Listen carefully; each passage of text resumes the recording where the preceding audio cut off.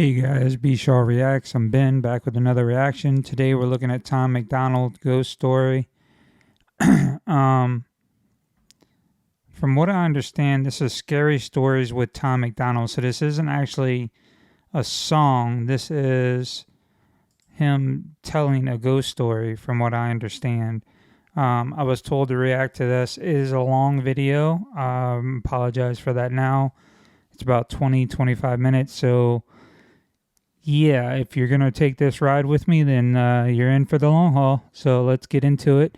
As usual, link to the original video will be in the description, as well as ways to donate to the channel and my GoFundMe as well. I'm dealing with a lot of medical issues and things, so if you guys want to take care of and look at that, and it'll just kind of explain everything for you to take care of it, makes it easier for me so that I don't have to put comments on every comment about what's going on. But I got my Tom hat on. I'm ready to rock and roll, and I'm here for it. Believe it or not, I'm not real big into the supernatural. I don't like scary stuff. It's just not my cup of tea. Never has been. But that's not to say that I don't believe that there's things out there that we can't explain, because there are. So, and stranger things have happened, as we all know. So let's get into this, because it's a long one. So here we go. Welcome to Ghost Stories with yours truly, Tom MacDonald. Well, thank you, We're going to have Tom. to take a trip in the Wayback Machine for this one, because this happened a long time ago. The year is 2012. Thankfully, the Mayan calendar was wrong, and the much publicized end of the world didn't come. But it still got weird. Okay. It still got really weird. This all started with a music video shoot in the small Canadian town, abandoned Canadian town of Tranquille. But it wasn't until after this whole ordeal, it wasn't until after everything that I'm about to tell you, it wasn't until after all of that we found out that Tranquille is actually one of the most haunted places in North America. Let's start from the beginning. So there was three of us. There was myself, the music video director, and my producer at the time, Olivier. We all piled into a vehicle on a Friday afternoon and started the long drive to a long forgotten corner of the Canadian Pacific Northwest. We were unknowingly embarking on what would turn out to be one of the most terrifying experiences of all of our lives. Aside from a traffic jam on the highway, it was a rather long and uneventful drive. As we drew closer and closer to Tranquille, things gradually became more and more desolate. The cars that we were sharing the highway with gradually disappeared. The streetlights gave way to pine trees, and the tiny communities that just dot the edges of the asphalt were just eventually swallowed up by the suffocating Canadian wilderness. Paved roads turned to gravel, and the gravel roads turned to dirt roads, and the vast forest around us just seemed to entirely close in. And when the paved roads turned to gravel roads and the gravel roads turned to dirt roads, that's when we reached the Iron Gates. Our final destination, Tranquille, had been cut off from the rest of the world for quite some time. Essentially, Tranquille was home to Canadians who had tuberculosis, and at the time, tuberculosis was incurable and highly infectious.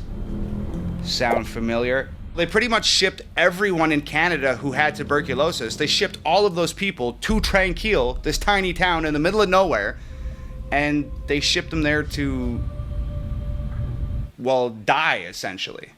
Anyway, we didn't know any of that. All we knew was we had to shoot a music video, and this was the perfect place to do it, and we were going to get it done. So there we were in the middle of nowhere. We pulled the car over to the side of the dirt road. We unpacked everything we needed, lights and cameras and bags and outfits and all that stuff. And we cut into the trees to get around the iron gate that was blocking the road, and we were on our way. So after a short hike through the trees, we came up over the top of a hill, and there it was. Just silent and still and forgotten. There was schools and houses and convenience stores and hospitals and libraries and paint chips just peeling off the outside of the exteriors of these buildings, just flapping in the wind. Just seemed like they were just clinging to a time a little less lonely. We had arrived at Tranquille. So we made our way down the hill and we crossed the train tracks that encircled the town, and there was no signs of life. And when I say no signs of life, I mean nothing. No birds, no coyotes, no bugs, nothing like what you would expect of a town encapsulated in a massive forest in the middle of nowhere. So we made our way towards the 3 dilapidated houses. They were just on the outskirts of town, and they were identical. And they sat all in a row. Same paint, same windows, same doors, same front steps. Each house as perfectly the same as the next. Anyway, as we got closer, you could practically hear these houses moaning from years of being neglected and years without maintenance. It almost felt and sounded like something was stirring around inside them, and to be completely honest, I wasn't entirely sure I wanted to find out what that something was. But it turns out that I didn't have a choice. While I was standing there just sort of lost in thought and just gripped by this almost tangible apprehension about the situation at hand, something emerged from the middle house. 2 teenage kids, and we stopped dead in our tracks. So it was this boy and this girl, and they sort of like bounced toward us across this like sun-bleached pavement, and their demeanor was weird. So they got close enough to us, and I said to the boy, I said, "What are you guys doing here?"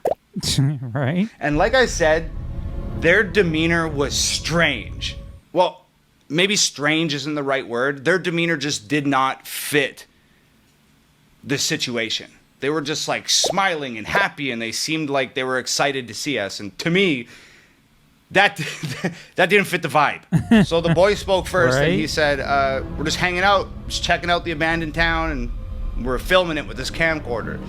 And I was like, "Cool, well, did you see anything weird?" And he said, "Nope, not yet." And then the girl just like interjected, and she was like, "Oh, be careful in the houses.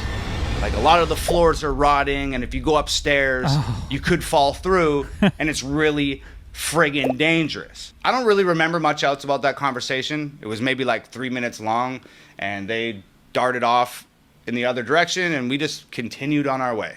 So we went into the house that our new friends just emerged from, and the girl wasn't lying. There was a massive hole in the ceiling of the living room where it looked like something on the top floor had fallen through and landed in a giant heap of rubble just sitting on the floor in the living room. It was trippy. So the more we explored, the weirder it got. Like inside the school, there was 3 inches of dust on the desks, and the day's lessons were still scribbled on the chalkboard, and there was pencils and erasers just littered about all the workstations.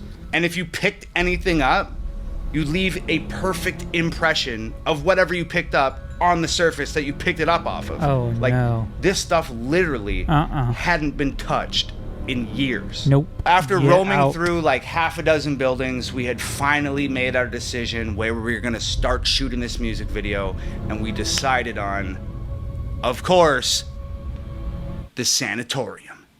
So we were walking down the main street on our way back to the hospital when I noticed something peculiar.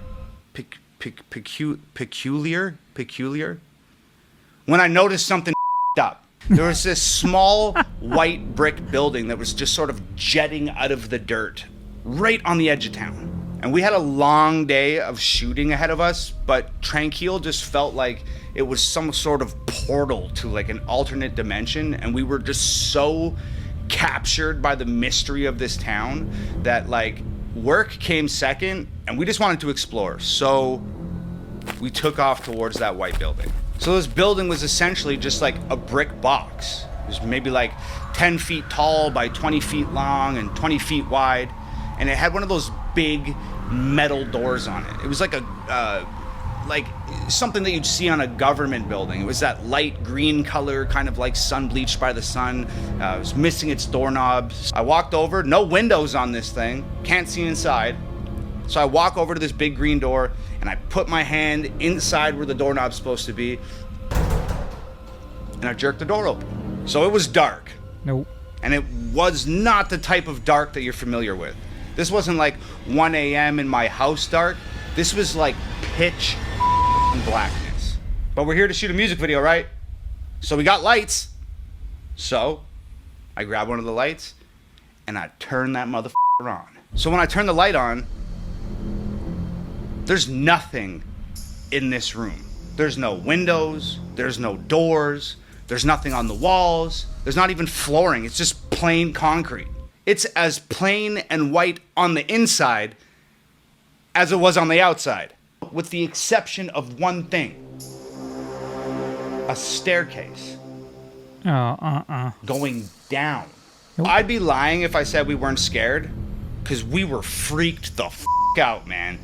But here's the thing about 3 dudes hanging out, is none of these dudes is going to admit to any of the other dudes that they're scared, because that's not what dudes do. So we're all terrified, but nobody's going to admit that they're terrified to anybody else. Right. So in the greatest display of masterfully fabricated machismo in the history of mankind,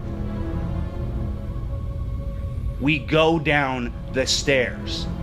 We are so deep in denial and so unwilling to admit that we're afraid in front of another man that we forced ourselves to go down a set of stairs into a black hole inside an abandoned town in the middle of nowhere. And you know what? I could barely comprehend what was at the bottom of those stairs. Medical equipment everywhere. X-ray machines and surgery tables and scalpels and wheelchairs and rolling beds, just everywhere, all covered in dust, untouched for years. So there's 3 walls down here, and there's a doorway on each wall. No door, just a doorway. So I shine the light through the first doorway, long concrete hall. I shine the light through the second doorway, long concrete hall. And then I shine the light through the third doorway. You guessed it. Long concrete hall. Still neglecting the sheer terror that's permeating every cell in our bodies. We somehow choose a doorway, walk through it, and start our journey into the abyss. And what we found were just more concrete hallways and more wheelchairs and more rolling beds and more hallways and more doorways and more concrete halls. This was a labyrinth of underground concrete halls. And we decided it was a cool place to shoot a scene for a music video, so we started shooting a music video. I'm not even exaggerating. We probably had that camera turned on for 30 seconds before we had to turn it off because started getting weird. I just remember saying, "Cut the camera." 30 seconds? Did you guys hear that? And we all just stood there, just quiet and motionless in the 10-foot section of hallway that our lights would illuminate. And I am not kidding you. Somewhere out there, beyond where our lights could reach, footsteps. I remember my producer, Olivier, just sort of laughing like, "No way. No way." We just stood there, frozen with fear. We just stood there and we just listened.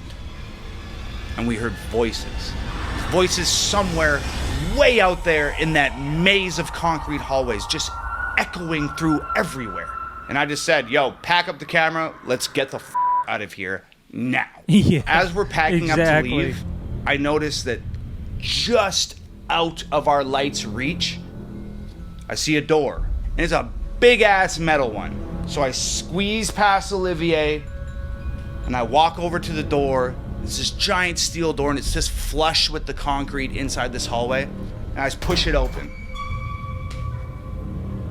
It's the basement of a house. I just said, "Yo, shine that light over here." And there's another big metal door 6 feet away. And I walk up to it, and I push it open. basement of a house. And then another door, and I push that open, and it's a basement of a house. And as we walk out of this labyrinth of concrete hallways, more doors, more basements of more houses. So it was at this point that I realized that this wasn't a regular town. There was something going on here. Something that required every house in town to be accessible by these underground tunnels that all led to a massive underground medical lab. Needless to say, we needed to shoot this music video and get the hell out of there. By the time we found our way out of these underground tunnels and we reached the surface of Tranquille once again, it had gotten dark. And you know what's creepier than an abandoned town in the middle of nowhere with an underground mad scientist lab? A creepy ass abandoned town in the middle of nowhere with an underground mad scientist lab in the dark, son. That being said, the next couple hours went by rather smoothly, and we got some cool shots and some cool places. We pretty much got everything we needed and had wrapped up the music video. But this is where the really haunted starts. We finish the shoot, pack up the gear, hike up the hill, sneak through the trees, go around the iron gate, and get back to the car. We've escaped Tranquille. Or so we thought. We load everything into the trunk of the car, and the director says, "Oh, I'm missing one of my lights. I'm missing a light." And I'm like, "So what, dude? That light. Let's get the out of here." Right. And the director goes, "Oh, well, it was a $1,200 light." And I said, "I don't give a I'm not going back into the creepy abandoned town in the middle of nowhere with the underground mad scientist lab. I'm not going back."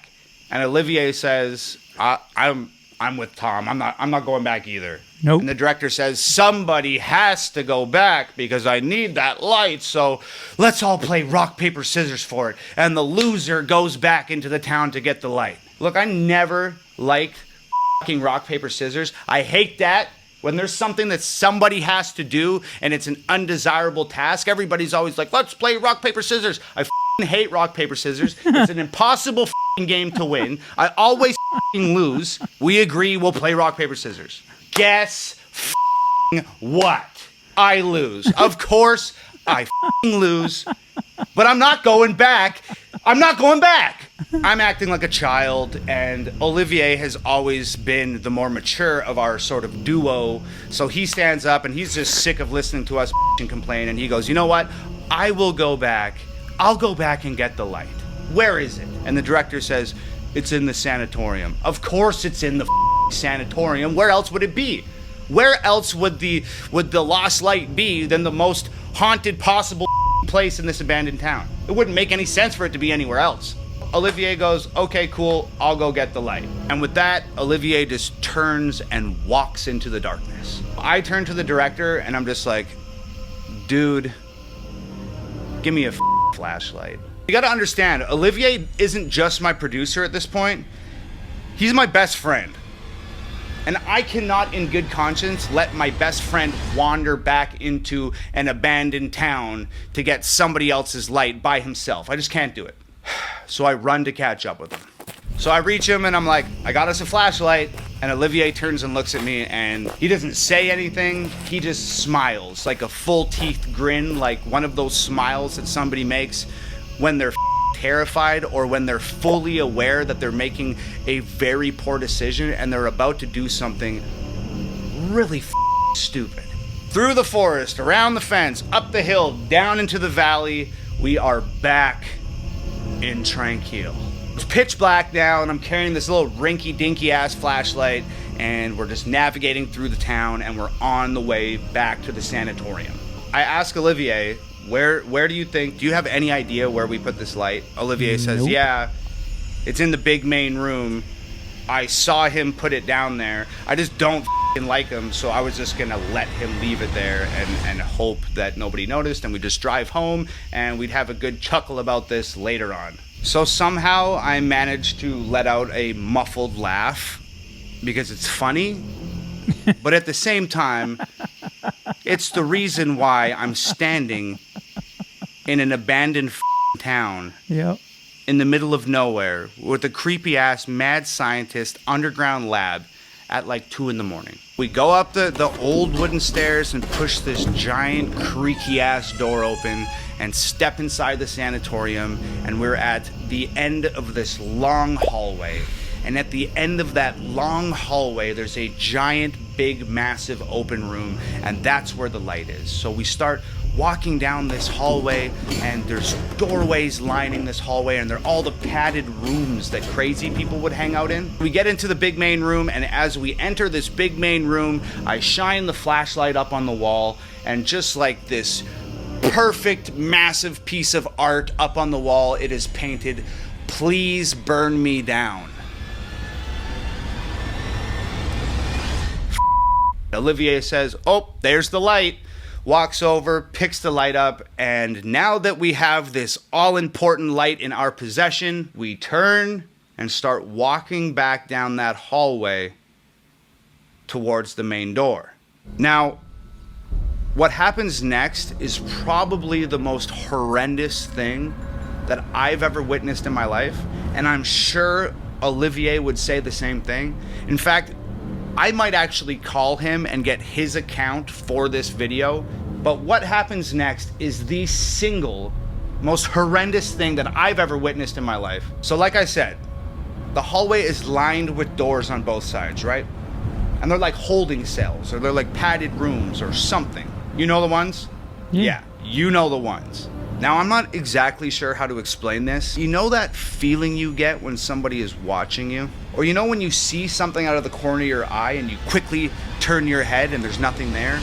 Or you feel the hair raise up on the back of your neck like someone's standing behind you, but by the time you spin around to face it, it's gone? Okay, that happened to both of us at the exact same time. Except something was watching us. And that thing in the corner of your eye that you don't expect to see when you look, we saw it. And that thing that you feel behind you when the hair raises up on your neck and you spin around, and when you spin around it's gone, it was there when we spun around. Would have had heart in attack. Perfect synchronization, all this happened. We turn and shine the flashlight into the padded room next to us, and there it is. A shadow standing up from the floor. Not a shadow cast on the floor, a shadow standing up off the floor. It looked just like a person, except it wasn't a person. It was featureless and almost transparent and massive and daunting and rigidly standing there with its arms by its sides. You can't see from where you're at right now, but I have goosebumps all over me. And at the same time, we just started to run. And we were so scared, and it was so dark. We were just like two frantic animals running from a predator. It was like some sort of primal survival instinct had taken over, and we were just absolutely frantic, and we were falling over each other and tripping over rubble and tripping over pieces of fallen wall and ladders and all of this stuff that we can't see in the dark. And somehow we made it to the front door. We kicked that mother open and ran out into the middle of the street. And we didn't stop running. We weren't even thinking. We were just moving as fast as we could, as far away from whatever the hell that thing was, as far away as we could get. As fast as we could get there, we were going. And after running for what seemed like a marathon, we just finally stopped, and we almost collapsed on the ground, and we're just spinning our heads like a swivel from side to side, just trying to orient ourselves and gain some sort of information about where we had ran to. And I'm gasping for breath and looking around, and I'd say to Olivier, "Where are we?" And Olivier says, I don't know." And I picked a flashlight up and I flash it around and I'm looking. And that's when I have another terrifying realization, and I say out loud, "Dude, we're lost."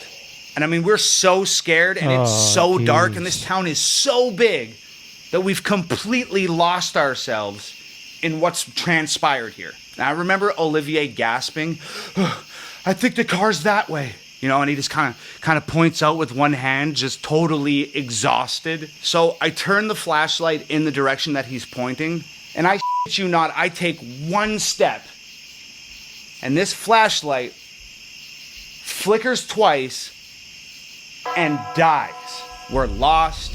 It's dark. We have no flashlight, and Nope. there's that thing in the sanatorium.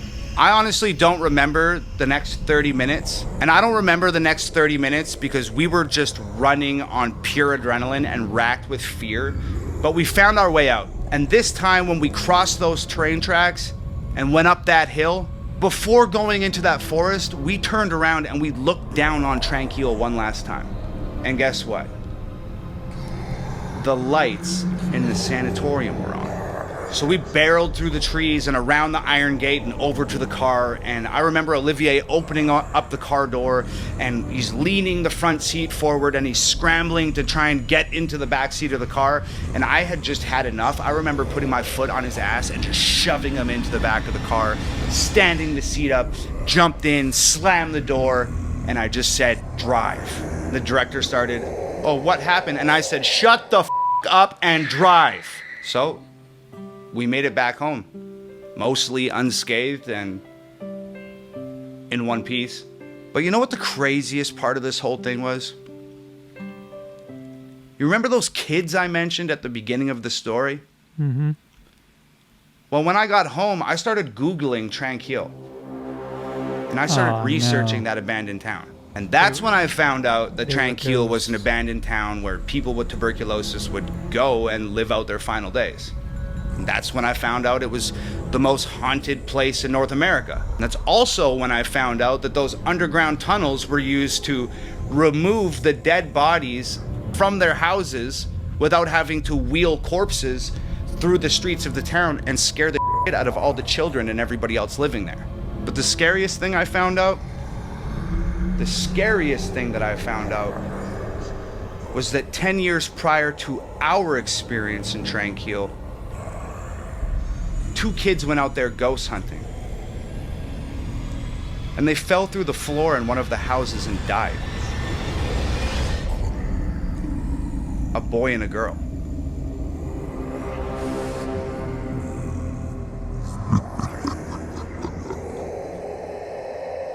Now, Tom, why you gotta go do stuff like that?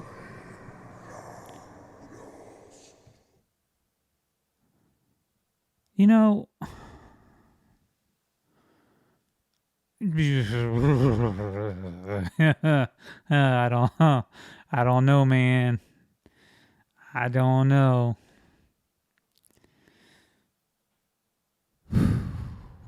That was pretty rough.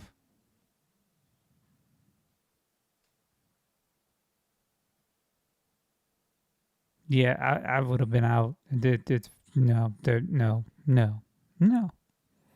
no.